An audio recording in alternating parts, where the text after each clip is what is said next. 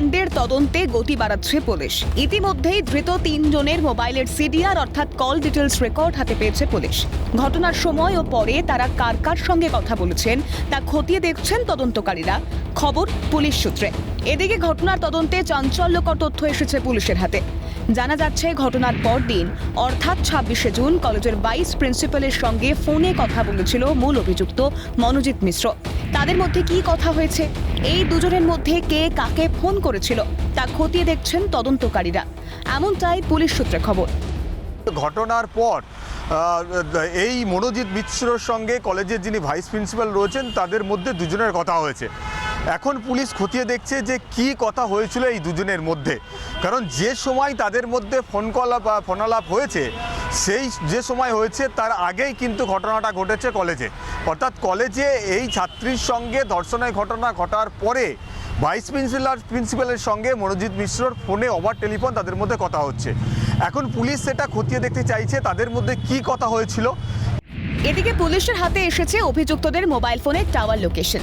তাতে ঘটনার সময় অভিযুক্তদের উপস্থিতি ঘটনাস্থলেই ছিল বলে পুলিশ সূত্রে খবর। প্রসঙ্গত, ঘটনার মূল অভিযুক্ত মনোজিৎ মিশ্রের বিরুদ্ধে এর আগেও একাধিকবার ওই কলেজের ছাত্রীদের সঙ্গে অশালীন আচরণের অভিযোগ উঠেছিল। এই সংক্রান্ত অভিযোগের বিষয়ে কলেজের ভাইস প্রিন্সিপাল কোনো পদক্ষেপ করেছিলেন কিনা তা জানতে তাকে জিজ্ঞাসাবাদ করতে চান তদন্তকারীরা, এমনটাই পুলিশ সূত্রে খবর।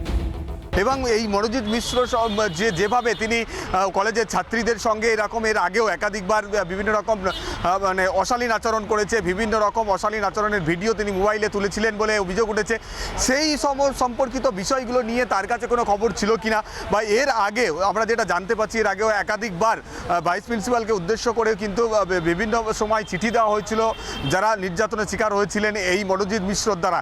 সেই ধরনের অভিযোগ পাওয়ার পর কলেজ কর্তৃপক্ষ তার বিরুদ্ধে কোনো রকম কোনো ব্যবস্থা নিয়েছিল কিনা, এই যাবতীয় বিষয়গুলো স্পষ্ট হওয়ার জন্যই কিন্তু তাকে ফের জিজ্ঞাসাবাদ করতে চান বিশেষ তদন্তকারী দলের।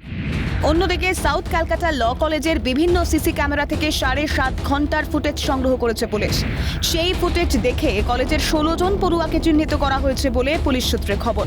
তাদের মধ্যে এখনো পর্যন্ত 6 জনকে জিজ্ঞাসাবাদ করা হয়েছে, বাকিদেরও দ্রুত জিজ্ঞাসাবাদ করা হবে। জানা যাচ্ছে ঘটনার তদন্তে যে সমস্ত পারিপার্শ্বিক তথ্য প্রমাণ উঠে এসেছে তার সঙ্গে নির্যাতিতার বয়ানের অনেকটাই মিল পেয়েছেন তদন্তকারীরা। পাশাপাশি মনোজিতের মোবাইলে নির্যাতনের ভিডিও পাওয়া গিয়েছে বলেও পুলিশ সূত্রে খবর। তবে শুধু মনোজিতের মোবাইলে নয়, আরও একজনের মোবাইলেও নির্যাতনের ভিডিও করা হয়েছিল বলে খবর। জানা গিয়েছে ঘটনাস্থল থেকে হকি স্টিক, চাদর, হেলমেট সহ একাধিক সামগ্রী ইতিমধ্যেই বাজেয়াপ্ত করা হয়েছে। সেগুলো ফরেনসিক পরীক্ষায় পাঠানো হয়েছে বলেও পুলিশ সূত্রে খবর। এদিকে তদন্তের অগ্রগতির বিষয়ে কলকাতার পুলিশ কমিশনার মনোজ বর্মা জানান, দ্রুত এফআইআর করা হয়েছিল। 12 ঘন্টার মধ্যেই 3 জনকে গ্রেফতার করা হয়েছে। পরে প্রাপ্ত তথ্যের ভিত্তিতে আরও একজনকে গ্রেফতার করা হয়েছে। দ্রুত করে এফআইআর করা হয়েছিল।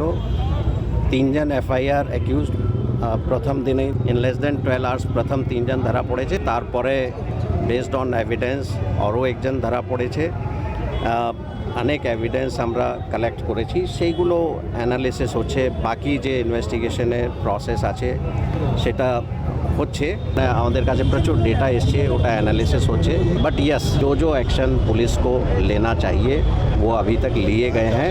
एंड मैं ये एश्योरेंस देना चाहता हूँ कि और फर्दर जो इन्वेस्टिगेशन जो चल रही है उसमें जो भी इन्वेस्टिगेशन के हिसाब से जो करना चाहिए वो किया जाए। অন্যদিকে নির্যাতিতার পরিচয় প্রকাশ না করা প্রসঙ্গে কলকাতার নগরপাল জানান, এটা একটি সংবেদনশীল বিষয়। এ নিয়ে সুপ্রিম কোর্ট, হাইকোর্টের একাধিক গাইডলাইন রয়েছে। ভিকটিমের আইডেন্টিটি সেন্সিটিভ ইস্যু আছে। মাননীয় সুপ্রিম কোর্ট, মাননীয় হাইকোর্ট সব জায়গা থেকেই অনেক গাইডলাইন আছে যাতে ওই মহিলার আইডেন্টিটি কেউ রিভিল না করে। কসবাকাণ্ডে পুলিশের এই সক্রিয়তা নিয়ে উঠছে প্রশ্ন। মনোজিৎ মিশ্রের বিরুদ্ধে এর আগে একাধিকবার অভিযোগ উঠলেও কেন তখন কোনো ব্যবস্থা নেওয়া হয়নি? এই ব্যর্থতার দায় কার? প্রশ্ন ওয়াকিবহাল মহলের। ক্যামেরায় সায়ন্তন চক্রবর্তীর সঙ্গে মফিজুল ইসলামের রিপোর্ট, ক্যালকাটা নিউজ।